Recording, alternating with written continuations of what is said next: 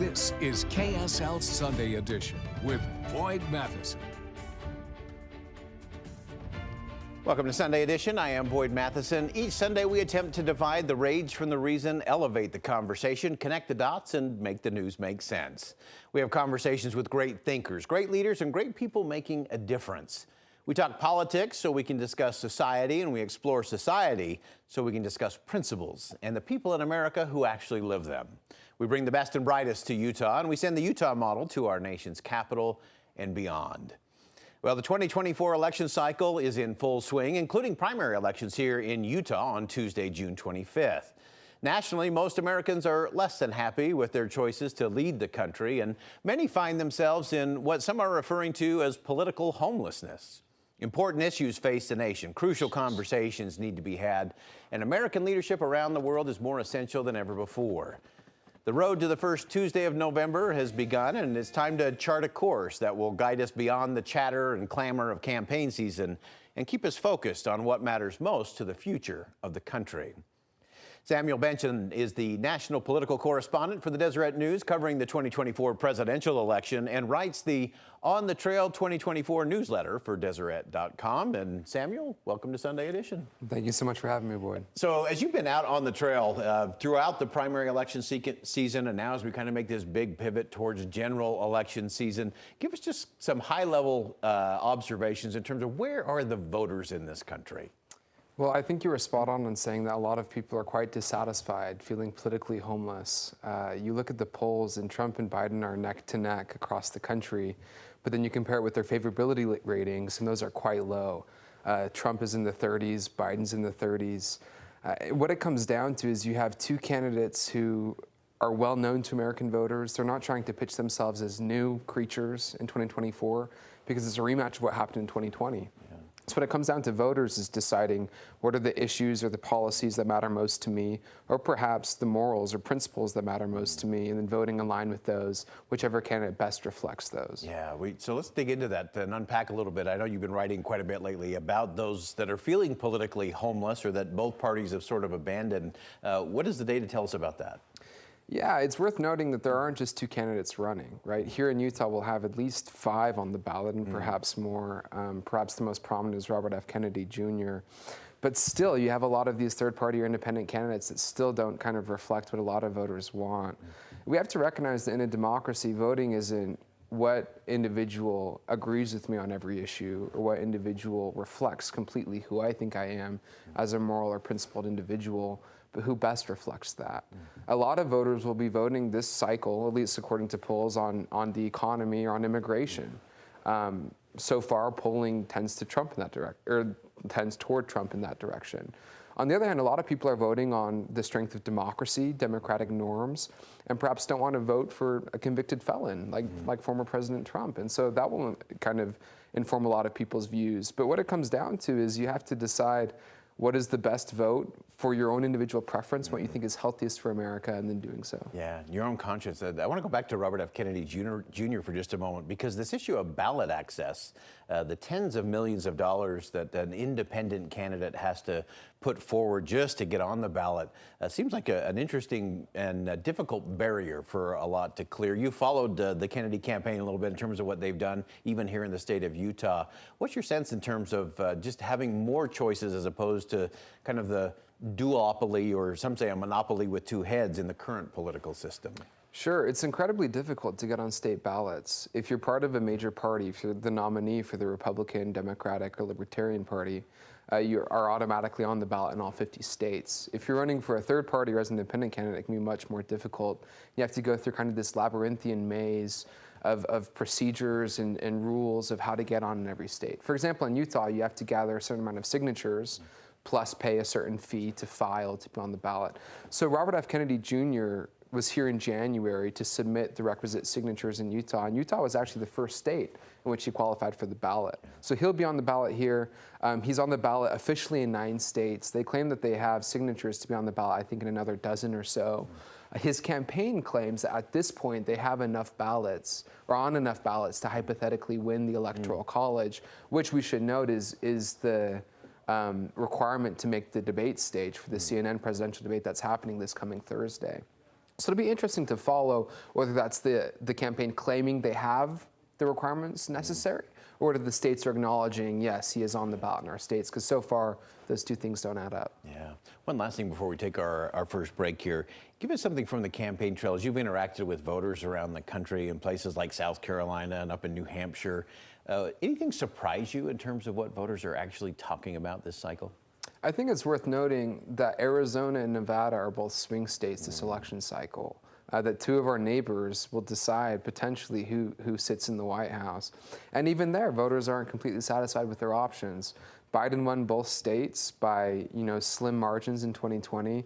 So far, Trump is leading in the polls in both of those states. But as I talk to voters, I'm so surprised by how many voters are still undecided. Do you think that after 4 years or perhaps 8 years of Trump, 8 years of Biden in the White House as vice president, 4 years of him in the White House as president, people know these individuals and they do, but they're still trying to decide who they're going to support. That doesn't mean to say that the 30 or so percent of Trump supporters that say they will only support Trump aren't going to stay hold, or the 25% of Democrats who say they will vote for, not percent of Democrats, but 25% of the populace that say they're going to vote for Biden won't hold. But there's a large group of voters that are still undecided and haven't made up their minds because they're not satisfied. And that's true even in swing states. So fascinating. And swing states even swing across state lines. You wrote recently about Wendover, Utah, Wendover, Nevada, and that's a very interesting split into all of that. Well, we're going to stay with the conversation with Samuel Benson from the Deseret News here on Sunday Edition when we continue. Stick around. We'll be right back.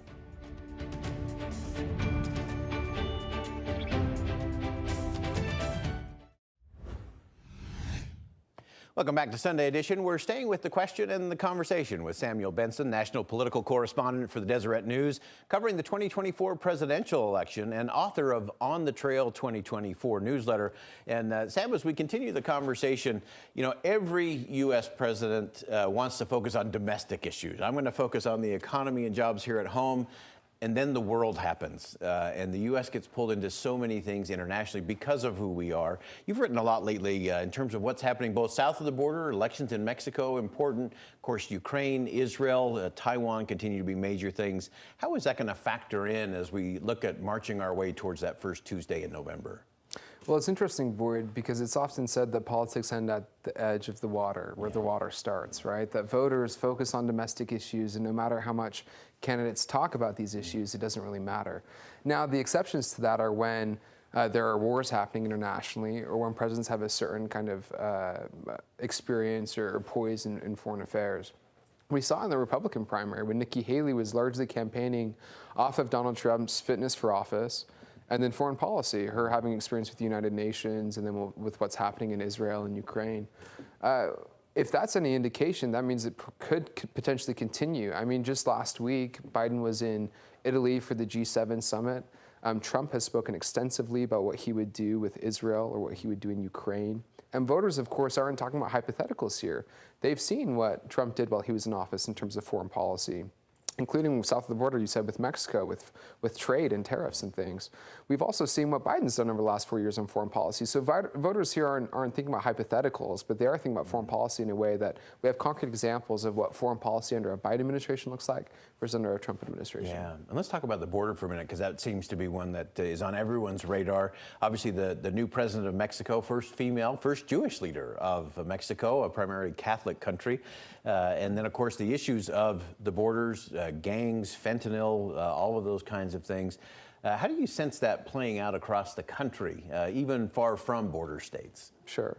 Well, I'm glad you brought up President Sheinbaum, because it's important to recognize that the U.S.'s policy in dealing with immigration and with the southern border relies upon Mexican cooperation. That's been a hallmark of the Biden administration's strategy for decreasing the flow to the border, is working with Mexico and other Central American countries to meet root issues or root causes for migration. In that process, Mexico has been kind of a chief partner in actually enforcing U.S. immigration laws. So with this new executive order from the last few weeks that Biden said that he can, shut off the border or shut off asylum claims really at a certain threshold each day, what that means is these individuals stay in Mexico and it's up to Mexico to kind of deal with them.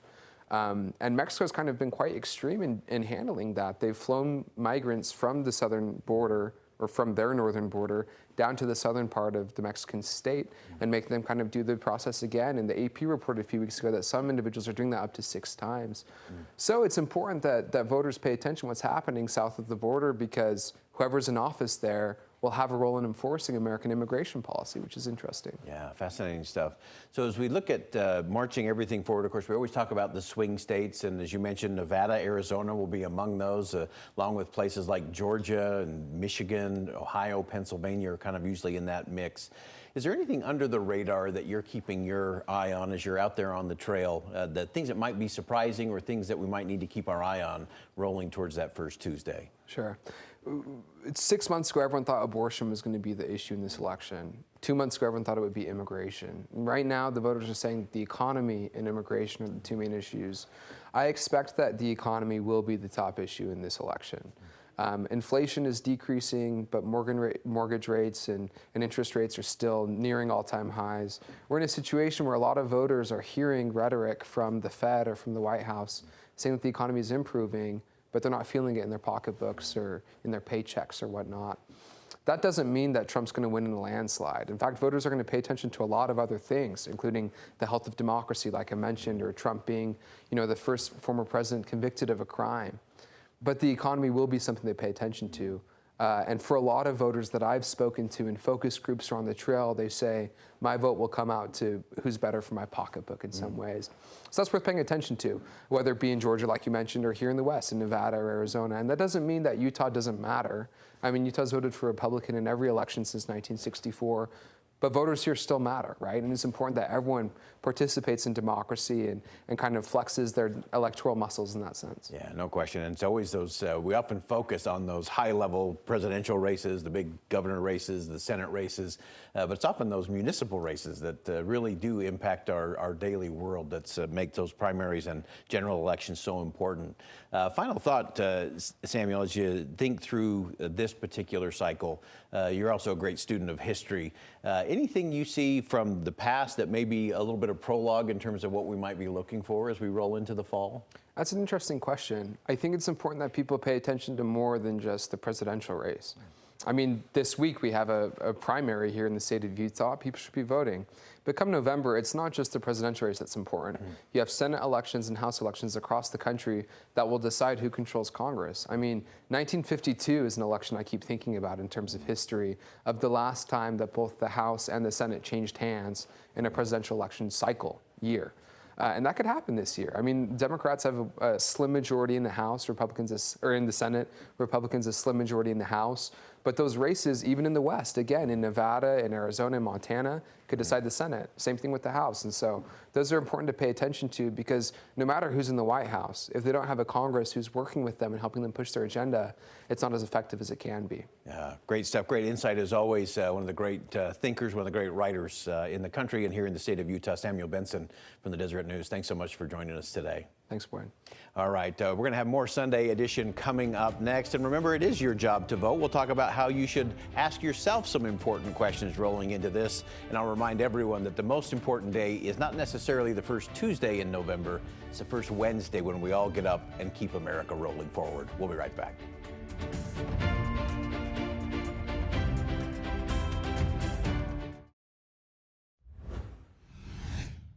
Welcome back to Sunday Edition. Primary elections will take place here in Utah on June 25th. Ballots started hitting mailboxes a few weeks ago, and vote-by-mail ballots must be postmarked by June 24th. In-person voting is also available at various locations. So many eyes across the nation will be on Utah once again as the state demonstrates how a vote-by-mail system can be safe and secure. This year, you can even track your vote online. Utah citizens should also show the nation what it means to be informed and engaged in the process. Utah and its citizens are poised to lead with a strong free market economy, along with the nation's most robust civil society where individuals, volunteer organizations, religious institutions, and businesses all work together to foster stronger communities and create upward mobility and opportunity for all its citizens. Utah's success is not an accident, but its perpetuation is far from certain, as nothing is more fleeting than success. The upcoming primary election and fall campaign are important opportunities for voters to choose who leads the state into an uncertain future, but a future that is filled with big opportunities. Sadly, debates, campaign speeches have devolved into pre-produced, over-rehearsed one-liners and pithy zingers primarily designed for social media moments and good fundraising.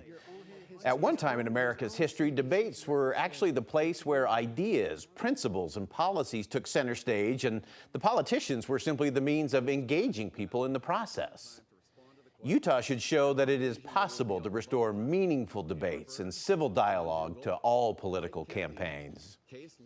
In every election, whether presidential or municipal, it's important to realize that as voters, we don't get what we pay for. We actually end up paying for what we get, and we generally get what we deserve. With such high stakes, voters should not be pulled by the latest polling or swayed by political spin. Sadly, in today's media-driven elections, most of us as voters will never actually get the opportunity to have a candidate sit down with us and answer all of our questions. The good news is that we actually don't need to sit down with all the candidates. We just need to sit down with ourselves and ask a few simple questions. Here's a few. Question 1, how is this candidate positioned to show real political courage? You see, there are far too many in politics today who can't begin to contemplate losing an election, let alone consider what they would do outside of elected office. If the candidate is consumed with holding on to whatever power they've amassed, and if each decision is based on extending political power, it is impossible for them to demonstrate real courage or real conviction. Can you really trust someone whose every move, vote, or message is poll tester approved and consultant certified? Another way to think of it would be whether or not this candidate is willing to be a one-termer in order to do the right thing. In other words, one term even if they lost. Would the candidate be okay with not winning re-election based on making a decision about casting a vote, opposing or supporting a piece of legislation, or simply taking a firm position on an issue that was unpopular? The challenges of our time are going to require people with real political courage. Question 2, when you listen to this candidate, where does it lead your thoughts? It really isn't so much what the candidate says as it is where it takes you. When you listen to the candidate, do you find yourself thinking about the candidate and their story? Or do you find yourself thinking about your life, your family, and your future? Do your thoughts go towards feelings of fear and frustration or conflict, or is it towards positive solutions and real possibilities? A candidate whose words lead your thinking to the negative places or solely into the candidate's world is not the one to lead you or the country towards a better and brighter future. Question 3, what is this candidate for? You know what the candidate is against, starting with the competition for the nomination and the opposing political party. While the candidate has to be willing to fight against the kind of government they don't want, they must also be able to articulate in a powerful way the kind of government they do want. So do they have an agenda that they can point to that expresses in principles and by policies what kind of government and country they intend to foster? Question 4, does the candidate talk in generalities or in specifics? In business, the rule is always when you talk about things in generalities, you rarely succeed. But when you talk about them in the specific, you very rarely fail. The same applies to politics and politicians. One-liners and bumper sticker slogans are nice, but they don't produce real results. So beware of the candidate who uses sweeping generalities in their responses, such as it's going to be spectacular and huge and make your head spin and be awesome. We should also make sure that we understand that anger should never be confused with an actual agenda. And we should also remember that hope, as important as it is simply not a strategy. Candidates should be talking about specific policies, specific strategies and tactics. There's no substitute for a real, concrete, and detailed solution. Question 5, is the candidate more concerned about making friends or keeping promises? Many politicians have become way too eager to get along, go along, and make deals that are good for them, not necessarily good for their constituents. You see, real friends tell you the truth, even when it's hard. They tell you what needs to be done to solve your problems without sugarcoating it, and demonstrate to you by their actions that they'll stand with you no matter what. Here's a few bonus questions for you. How would this candidate continue to make a difference in the world if they lost the election? Not what would their next job be to make a dollar, but how would they actually continue to make a difference? Another question, are they more worried about what is right or who is right? Do they spend more time talking about their opponent or about their own ideas? And finally, are they driving wedge issues or are they actually working to build bridges? So as we all prepare to cast important votes this week in the state of Utah and major votes in what is likely to be a divisive 2024 election cycle, remember, we're going to pay for what we get in elected officials. So take some time to ask yourself a few questions about candidates. That's going to be time very well spent. Debates are interesting, forums can be fun. Commercials, of course, can provide comic relief, and even a chat with a candidate can provide some clarity. But nothing is more important than the answers to the questions we ask ourselves as voters. Dealing with the issues of the economy, jobs, education, mental health, air quality and the environment, homelessness, and healthcare are just a few of the critical areas requiring significant leadership today. Choosing those who will be willing to lead on principle and good policy rather than partisan politics will impact all of us every day. We hope the primary and general election cycle this year will adhere to the words of 1958 presidential candidate Adlai Stevenson, who said, "Let's talk sense to the American people. Let's tell them the truth, that there are no gains without pains, that we are now on the eve of great decisions, not easy decision. What counts now is not just what we are against, but what we are for." It's up to every Utahn to fully engage in the process. We encourage all citizens to participate. We encourage candidates to make their case to voters in a positive, productive way. The future is in the hands of the people if the citizens choose to vote. Voting is vital, and being an informed voter is even better. Well, that wraps it up for us on Sunday Edition today. I'm Boyd Matheson. Thank you so much for joining us. And as always, as you go out into the world today, make sure you see something that inspires, say something that uplifts, and do something that makes a difference. Music and the spoken word is next.